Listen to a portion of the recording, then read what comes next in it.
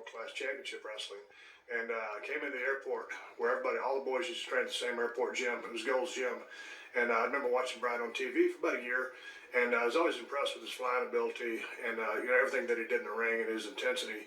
And I remember looking at him from across the gym, and he was an impressive guy. Had a good build. At the time, he was in really good shape. And I was thinking to myself, oh man, there's Brian Pillman. I just remember it was real special to me because I was a fan of this back in. And then I went over and shook his hand, and you heard that raspy voice. And just went over to pay my respects to him. And, little did I know that later would become tag teams and best of friends. But that's how I met him. I met him in a gym in Atlanta. And I was always a big fan. And he was always a real cool guy to me, starting from that first meeting. I like Brian Pillman to be remembered as just a great guy, a guy who truly loved his family and his kids and his wife.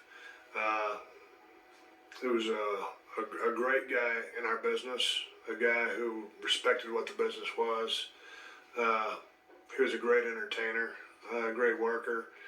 And the thing that always amazed me about Brian was his vocabulary, because he's always reading his vocabulary books to add new words into his arsenal. And he was just an extremely bright guy, very intelligent, who loved life and lived, basically, I think Brian lived every day like it was his last.